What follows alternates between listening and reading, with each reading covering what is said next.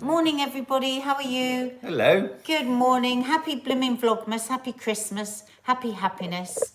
It's weird because if this is your first time joining us here, quite often when we do coffee moaning, we start with a bit of a giggle and a bit of a jolly jape and a bit of a chat so we can ease ourselves gently into the news, because I think you would describe the way that we do the news, because it's coffee moaning, we try and do it in a much more, we try and deliver it in an easier way than a lot of other places do, platforms do. Today, there's no easy way in to the way that we're all feeling. But it's not the kind of bad news that's like, oh, the virus is going to kill us all suddenly and da-da-da-da. It's not bad news like that. It's just astonishing news. I think it's less bad news than just, I'm in disbelief about this party thing. But let's say hello to just a few people. Say hello to everyone. And Patricia, welcomed as a new family guest. Patricia McGrath, we will sing you a welcome at the end. Can I just ask something first, Mark? Can everybody say yes or no as to whether they saw the film of Allegra Stratton, Boris's media spokesperson? Why don't you find it on your phone? Yeah, I'll find it on my phone. Did anybody...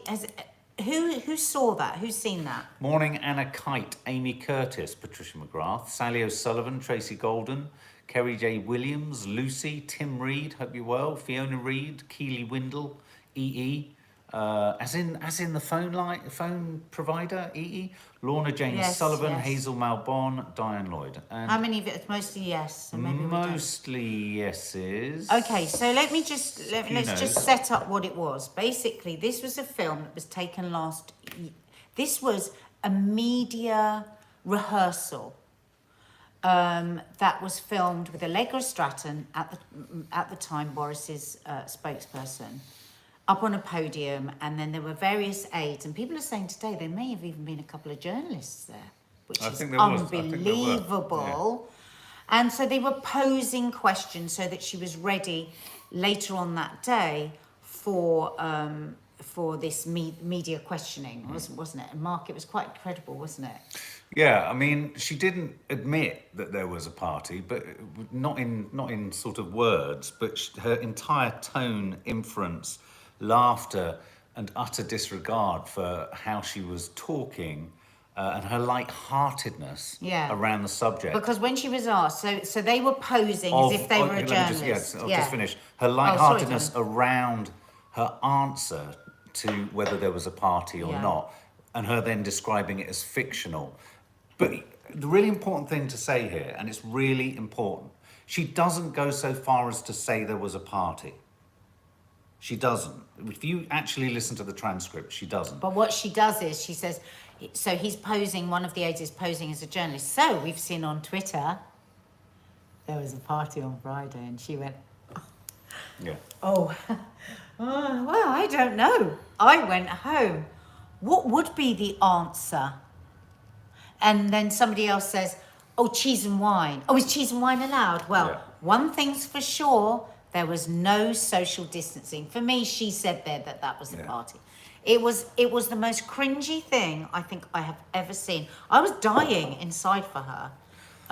Important question, which will then tie into and feed into what you think is behind this, Ned. Why did it take a year to come forward with this video? Well, we'd love to hear what your thoughts are on that, but I've got this theory that the government are revving up to put in tougher restrictions, and those members of the Tory party that do not, because he's had to face a lot of rebellion, hasn't he? Oh, yeah, absolutely. About the restrictions all through the last year and a half as they've gone in.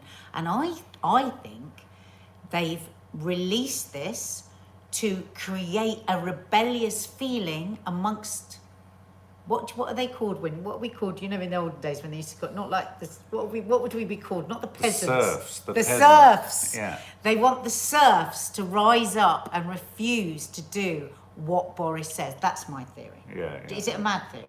No, I think it's probably a very accurate one. I mean, someone's asking, didn't she know she was being filmed? And this, I think, goes to the heart of what's really problematic with this government. Jacob Rees-Mogg, with his kind of jokey, light-hearted comments about close proximity and social distancing, imperial metrics versus continental, all that kind of stuff. And then there's an exceptionalism. He then says, there's no way we're going to be arrested by the police in a year's time. And I think, yes, she probably did know it was being filmed. And I think that's what's most frightening about this bunch in government, is that they feel it's okay for this stuff to go out. Well, no, she didn't think that was going to go out because she went, oh, this is being recorded. She reminded herself it was being recorded. Yeah, but in reminding herself, she didn't fail to still reveal. Jacob Rees-Mogg didn't fail to reveal. You know, they believe they're untouchable. They believe they're exceptional. They are so out of touch with the population, utterly. Now, I see here Jen Leggs. I'm a conservative and I'm beyond fucked off. I think that's really important. You know, this isn't a couple, you know, we're not a couple of liberal Guardian reading twats, though we are. I don't read the Guardian. Who are characterised by the idea that, you know, the Tories are always blindly wrong. Not at all. Tories and Conservatives are incandescent about this. I mean, like huge, raging. Senior backbenchers and everything. They had Theo Usherwood talking on LBC. Was it Theo Usherwood that was saying? But anyway, somebody was saying, you know, what? Okay, so Sajid Javid was supposed to have a round of media interviews This is the most revealing part of the story for me. Cancelled, and Mark just said that they have just said from Downing Street nobody will be doing interviews today. That to me starts to feel like a dictatorship. Yeah, they've pulled all ministers out of ministerial obligations. No. You have to explain. Now, the problem is, because this morning I said to Mark, I think what they're going to do is they're going to say, no, she was just practicing if there were to be a party. There wasn't actually a party. They were just doing media training. And that's what I thought they were going to say today. But now they've left it so long and they've closed the doors and they'll have the most expensive PR teams in there. No, they're in working there. out They're in there how to tell us. troubleshooting. But it's like, again, they really do think we're so fucking stupid. It's like, we should have heard something yesterday to explain that film.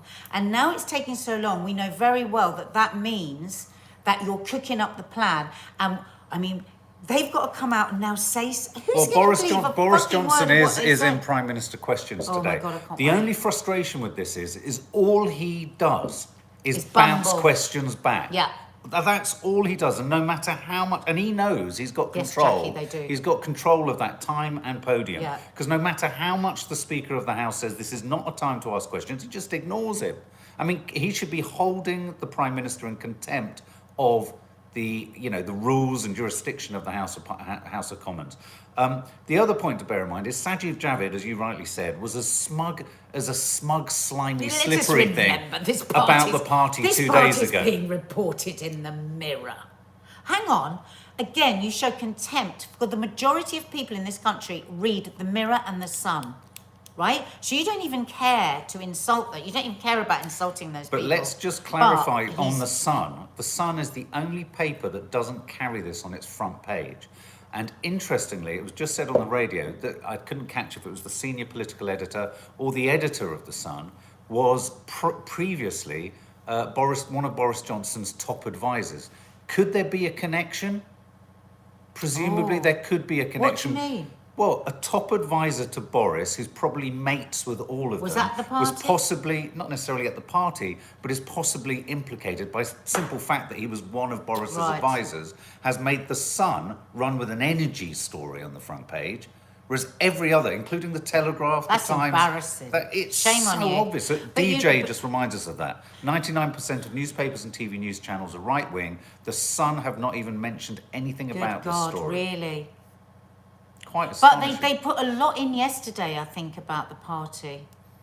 But you know, there was a PR guy talking today on Nick Ferrari, and he was saying, this is so dangerous now.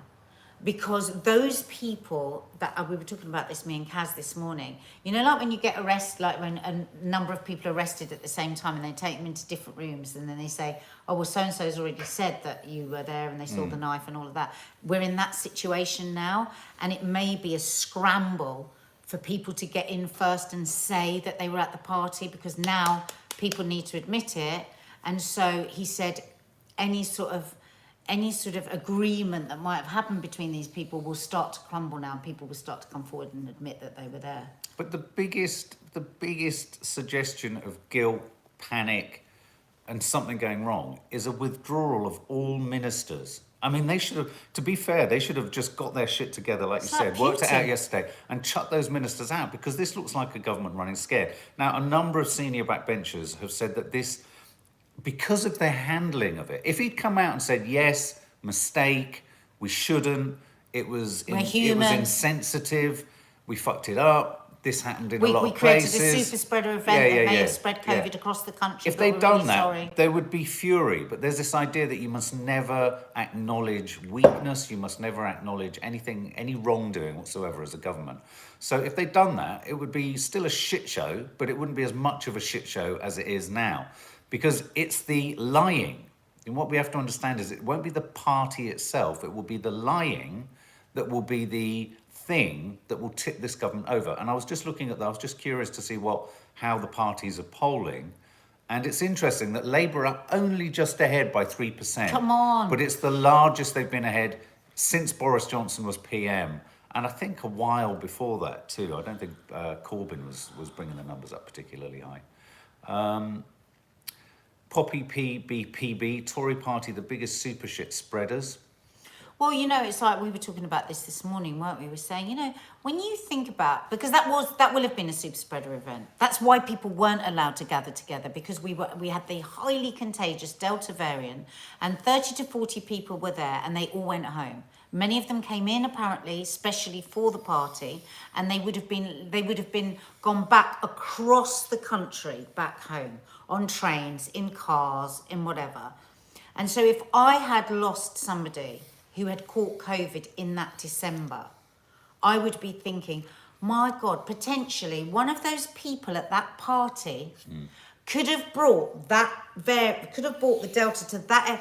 People are going to start holding them directly accountable, possibly, for losing loved ones. Yeah. And they will still try and bumble their way through it and get a bit cross, as he said the other week. I've said what I've said. Tracy Golden makes an important point. Everyone's broken the rules. Yes. Yes. Everyone has nudged at the edges. Everyone has, you know, sort of done a little bit of a sly thing.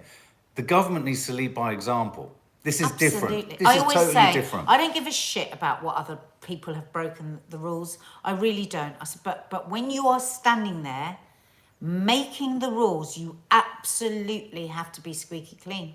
You just have to be. And what, you know who I feel sorry for? Actually, the ministers that have been pushed out over the last 10 days, probably people like Sajid Javid, and who's the foreign minister, you know, who have been given a briefing by their people. You know, when you're at the studios, you see when they come in for their interviews, there's people whispering into their ears the whole time, showing them all the papers, giving them all the answers for all the possible questions that are going to be answered. Now, probably most of those people who now look like liars have been fed those lies. So they say in Downing Street today, there will be very, very angry cabinet ministers towards Boris, because they've all been thrown to the wolves. I mean, to be honest with you, I don't feel sorry for the ministers at all. I feel sorry. I was trying to be balanced. No, I feel sorry for everyone who's lost people. I was trying to be... I feel sorry for everyone who's... That's not to say that I don't feel sorry. No, I'm not saying you do. But what I'm saying is some people that have been pushed out by the government with the party line will not know that party happened. I agree. They think they'll be telling the truth. Yeah, no, of course you're not saying that in contrast. Listen to this.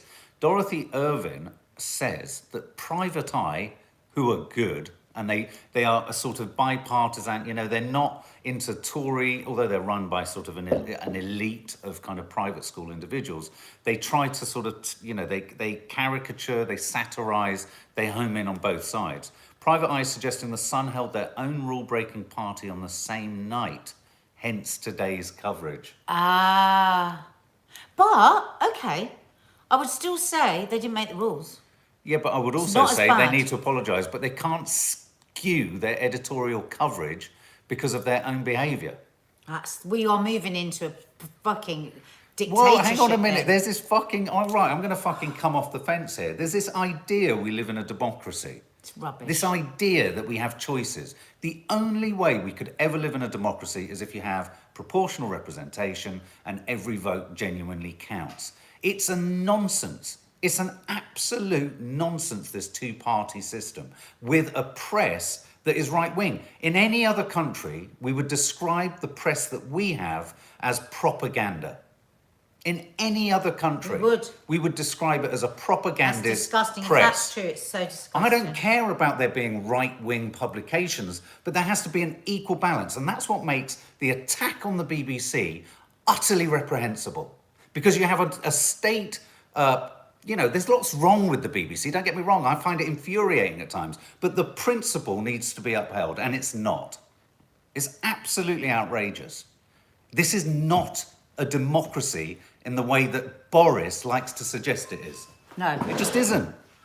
It just isn't. How can you even dare say the word? It drives me mad. And the system we're in is used to gaslight us all into thinking that we have choices, and we don't have choices. Not in the way that, in a weird way, not in the way that in Germany they do. Yes, there's a lot of brokering of different parties to get some kind of government in place, but because of that brokering, you have acquiescence, you have negotiation, and you don't have extremism on either side of the political spectrum. People often say, political representation, it means you get weak government. I'd rather have weak government than this, if you want to call it weak. If negotiating policy and treatment of the country is weak, I'd rather have weak than this. What a load of nonsense that we're still slavishly attached to the idea that we need Margaret Thatcher, we need some dictator. What does everyone say? The Iron Lady. Why have we got this idea that we need some pompous moron at the helm? Fucking hell. Drives me nuts. I still can't. These people are so far removed from all of us. They have no idea. I still can't get over. I was talking to Kaz about this morning. Dominic Raab 4 weeks ago saying, I do not believe people in the UK anyone will be choosing between eating and heating. Yeah. That's how far removed they are from actually what's going on in this country and how people are actually living. That one story after another you see of what people went through around that time, that they were laughing and joking about cheese and wine and social distancing. Yet even some people were ringing up today still defending them. It's like a Stockholm syndrome. Totally. Gaslighting, Stockholm syndrome. We're all held in this light like a fly going like that. And we all sign up to it. And, oh my God, it drives me so nuts. Say, for example, with Brexit, we accept that Brexit has been voted for, okay? Even though it was all about a lying campaign, we accept that Brexit's happening. Where are the people who voted for Brexit who are quite reasonably there saying, you know what, a lot of it isn't working, or this isn't working, or that isn't working? That is what I call a grown-up conversation, rather than this totally partisan kind of, no, I voted for it, this is just teething problems and we'll get to where we want to get to. Just acknowledge it. No decision is devoid of any issues, problems, or mistakes. No decision. Mm. And this is what I hate. This is what I hate about this country. We've become this polarised, no, I'm A, or no, I'm B, but forget the rest of the fucking alphabet. What about the rest of the alphabet? Yeah. Faith Goodman, sorry, you've been saying it quite a bit. It is Animal Farm by George Orwell in real life. Yeah, I mean, it's just, I suppose I get exasperated because even talking about the press, most of the press we're responding to or talking or unpacking for you is right-wing press. It is. It just is. It is. I mean, I know that it's a strange thing to talk about, but the Anton Deck doing that they're playing it on every radio station, but radio presenters that we really admire, like James O'Brien and stuff. Because it might seem like, what does that mean in the scheme of all this? But actually it is huge for an entertainment show like that to talk directly to the Prime Minister and say, hello, Prime Minister, for now. I mean, I think this is just seismic. I hope it's seismic. And I think it's cross-party. Finally. I think it's cross-party. Yeah, because I've seen a lot of Tory, like you say, backbenchers today. Yeah. Absolutely incandescent. And I think when the Tories turn against their own, my God help you. And I think they might finish him off now. Two of my favourite politicians now, I don't think Michael Heseltine is one, is Michael Heseltine and Kenneth Clarke. I mean, they're two of my And genuinely Theresa May. favourite. I'd have Theresa May back tonight. Yeah, absolutely. Oh, honest to God, I would have Theresa May back tonight as Prime Minister. Tina Davis, well done, Anton Deck. Everyone is fuming. Well, someone said, who said this morning, if Anton Deck are dealing with it and saying goodbye, could they be the bellwether that tells us what's going to happen next? Well, exactly. Someone somewhere, it's identity politics writ large. It isn't about issues anymore, but about a reflection of self. And yes, it's across And the parties. problem with Keir Starmer is he has a thin voice and he has no charisma and he has no delivery. No. But he's probably, almost definitely, an incredibly bright man. Yeah, no, he is. He's a top lawyer. I think he does look like he cares. I think his delivery is just awful. But like you say, identity politics, he doesn't have that. I mean, Boris is a performer. He is where he is because he can perform the bumbling, hapless fool. I said it so many times, he's a great host of Have I Got He can have a pint. He's fake. That's why he is where he is. I don't think Starmer is fake. I think that's his problem. I don't think it's ever going to work with Starmer. We need Andy Burnham. Yeah, Laura Lou says he's a bit of a softie. Bit of a softie. Yeah. What do you want? A bit of a softie or somebody that is just absolutely taking the piss so thinking we're all a load of idiots? I've put in the title, What Next? And I think you've been saying it for the last 2 days, Nat. I think we have a real problem here because if the government now wants to implement any kind of restrictions this Christmas, who the hell's going to follow them? Well, let's talk about that because there's real writing on the wall at the moment, isn't there? We were sat watching Sky Papers last night going, I mean, it seems... Regarding what? Well, because of the exponential numbers. Oh, well, Neil Ferguson has come out today saying that there will be a lockdown in January. Neil Ferguson is like, whenever Neil Ferguson is meant to be, I'll go, God. No, I know. Not Neil Ferguson. I mean, I thought it was Tim Spector at one point, which made me nearly shit my pants, because if he said there's going to be a lockdown, you know there's going to be one. All reports that keep coming everywhere. Has anyone heard the Omicron gives people worse symptoms and there are more people going into hospital and dying? No.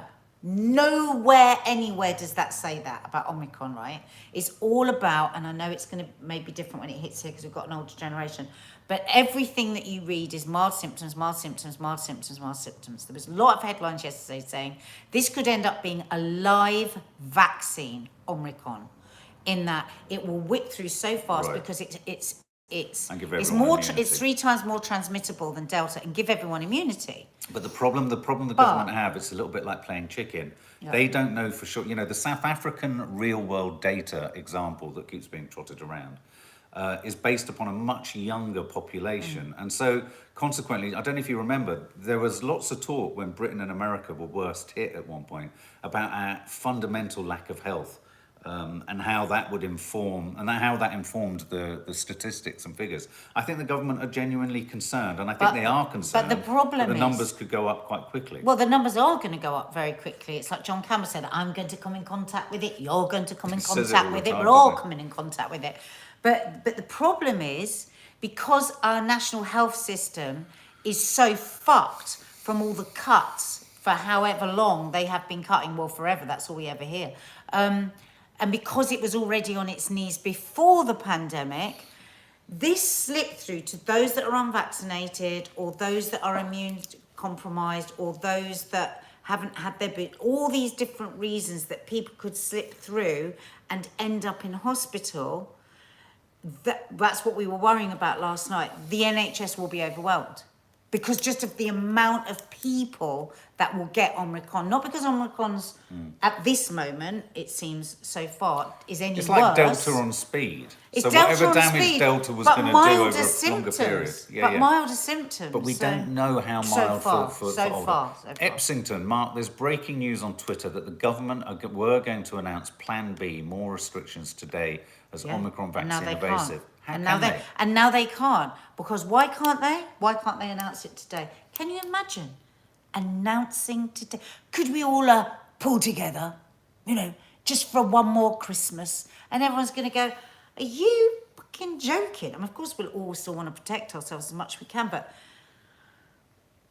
I can't see anyone doing anything the government tell them at the minute. Yeah, Ella Bromwich, the video of Jacob Rees-Mogg last night talking about it, or should I say laughing hysterically about it. But one has to almost dismiss Jacob Rees-Mogg. He's such an irrelevance. So vile. He's so disgusting. He's so out of touch with everything. Zoe, as someone who didn't get home for Christmas, I won't be listening to them this year. Yeah. Well, I mean, the majority of people are saying nobody's going to keep me away from my loved ones this Christmas. That's what, I mean, if you did a quick straw poll across all platforms of social media, I bet that's, you know, people that are triple vaccinated, people that are like everyone they're going to see is vaccinated. Why are they going to do that? When last year at the very height of this, when we had all been terrified out of our minds by those podium speeches. How can they terrify us in the same way again? Minky Moo, Jacob Rees-Mogg is like an evil character in a kid's book. He's phenomenal, isn't he? I can never believe him when I hear him. But you know, let's not forget, last Christmas, we didn't even have the vaccine. We didn't even have the vaccine. And they were breaking their own rules as if there was no danger. Yeah, no, this was a year ago today, apparently, the first test of the vaccine happened. Oh, that's right, because they had the woman on there. How are they going to make us terrified again when they weren't terrified last year and we've all been vaccinated? I don't understand it. DJ says, Sir Roger Gale just said, if the PM has misled Parliament and the Tory Backbench 1922 Committee, which is the most powerful part of the backbenchers of the Tory party, will have to go to the Prime Minister and say his time is up. So just explain. I like that. Well, explain that more. The Tory Backbench 1922 Committee essentially is a sort of committee of numerous backbenchers who, in a sense, are checks and balances to the Tory government. Right. You know, they're in some areas they're more right wing, you could argue. In other areas, for example, most of the pressure against lockdown, when lockdown... No. Oh, they're just Tories. Well, no, actually, I think it's the Tory Backbench 1922 Committee. No, it's just Tories. What, policing the Tories? Tories policing putting pressure on the... Well, that's what backbenchers do. Backbenchers are there, they would all argue, to try and pull the levers back on government policy. They can also push the levers forward on stuff we hate even more. Yeah. So they're sometimes described as the puppet, you know, they control the puppet strings of the government. But if they're coming out saying that the PM needs to go, it doesn't necessarily mean he will, because they still need to get a majority in the House of Commons. But so who is Sir Roger Gale? He's the head of the Tory Backbench 1922 Committee. He's the head? Yeah. So he's saying if the PM has misled. I presume so presumably they will gather around the Prime Minister and say he hasn't misled. He was misled. What will be happening in Downing? He was given. What will be happening in Downing Street right now is that Boris's aides and civil servants will be looking at all the scapegoats they can use to protect Boris. It could be, and we'll never know, because there's something called cabinet responsibility, or where a cabinet has to all agree, even if there's two or three. It's like a jury. They have to. This is the policy they have to take out there. I'd have thought Allegra Stratton is going to be the fall guy. I'd have thought they're going to... They just said they'll be planning this year's Christmas party. Yeah, that's true. Yeah. I'd have thought Allegra Stratton's going to be higher. I mean, I don't know if is she still his press secretary? No, because do you remember when they spent... Do you remember this one? When they spent $2 million creating that press room... She was going to be the one that was then they didn't use it anymore. No, so she kind of lost her job. But I think that's what will be happening. And where government and governing parties start to creak at the edges is the extent to which in the cabinet right now people are peeling off from him and going, fucking hell. This is too much. It's going to stick on there. Yeah. Now you could. And how many people hate let me him just anyway? let me just add. The reason could be that people like Sajid Javid pulled out of interviews. They don't feel they can justify it. That might be his choice. Yeah. It's not that he's just been pulled out because they know they're lying and they've been caught. Absolutely. So, this could be ministers going, I'm not willing to go out there and lie anymore. I've lied unwittingly. Yeah. Some will have done it wittingly, but some will have definitely done it unwittingly. I have been assured, is what Sajid Javid said, I've been assured there were no parties and all regulations were stuck to. So if that's what he's been told... Yeah, absolutely. And then he's gone out and said it, he's probably said it, wouldn't you? You'd go, I'm not going out there. I can't trust anything you say. Gwen Wilson makes an interesting point. Maybe this is why Allegra was dropped in the first place. They will park this, and again, I hate to say it, because she doesn't specifically state it, they will say this was hijinks and joking. No, but they should have, not now. They should have said it like, you Not can't that- say it yeah. now. Anything now looks like it's been cooked up. Yeah, true. I mean, okay, here's a question. Is there anything that they can do to make this okay with you? Yeah, what could they do to sort Is of... there an apology? crawl For this me, back? no. For me, no. Because they've had multiple opportunities in the last 2 weeks to say, do you know what, there was a party. Janice We Muir, fucked up. I bet you there'll be a big story concerning the royals now, just to divert Yeah. us away from this. Yeah. Yeah, I mean, that's a good question. What do you think they could do? Is there anything What do they you could want do? them to do to make this okay? Oh, look, there we go. Nothing. Mudan Ali, thank you for this. See, this is what we love. It's a two-way street. You breaking news that we can't see, you can tell us about. The Attorney General was spotted going into Downing Street to give them legal advice this morning. It's a clusterfuck in Downing Street. I tell you that. I tell you that. Wow. And, yeah, they're fecked, says Sharon Nash. Even if the 1922 go for Boris and go to get him out, the Tories have such a big majority, it might not be able to get the number. No, that's my point. They can only put pressure. They can't necessarily pull a government down. But what happens if your party votes no confidence in you? Oh, if the House of Parliament, Yeah. if the House of Commons votes no confidence, then you're out, mate. What is the level of hate or dissatisfaction with him within the party? Because they've Increasing. always hated him. It's increasing. Do you not think this could... I go back to my original thing. I think this has been leaked from within the party because they're ruthless when they don't want their leaders anymore, aren't they? I mean, yeah, I mean... This could be them. There's an This could increase- be a coup. This is a coup. Well, it always is in the Tory party. That's what I mean. This stinks of how they treat their own. And the frustration when their is own- that if Boris is out and a new leader comes in, there is no legal obligation for them to go to the country. No. There is no way the Tory party will call an election with them now behind Labour. They're going to hold on for 3 But can years. you just change your leader? Yeah, of course. Yeah, because we did that with Theresa. Yeah, They did Theresa that May. with Theresa Yeah, May. yeah. So potentially they could give him a vote of no confidence and Yeah. move somebody else into that seat. The weird thing There's about- no one who would go in. Oh, God only knows. God almighty. The weird thing about the Conservative Party Imagine is doing as it soon wrong. as they smell blood, it's almost like a group of foxhounds. They can't help but go for it Yeah. sometimes. There just needs to be the right amount of blood. It's how they got rid of Thatcher. But if you've got your own cabinet ministers furious with you as well because they've been made to look like liars and cheats and Yeah. you wouldn't want to be Boris today, would you? Passive God aggressive. almighty. Boris was the figurehead for Brexit. The Tories are finished with him. Yeah, I'll get that I'll get it, Sean. So there you go, guys. I think obviously we'll be talking. We'll be talking about Prime Minister's question times probably tomorrow. We've got a welcome for Patricia McGrath, and obviously you're going to have a Vlogmas landing later today. Sorry I got so cross. I get so cross just because I just wish more and more people could see how they're being played with and how they're being manipulated. Yeah? You need a password. Oh, okay. Well, then we're going to need to go. You're going to talk to this chat. No, it's in my phone. I can't get it. So, Patricia McGrath, we will sing your name tomorrow. Yeah, sorry, we just Promise. got the postman and we need Okay. the password. Take care, guys. Lots of love. See you later today.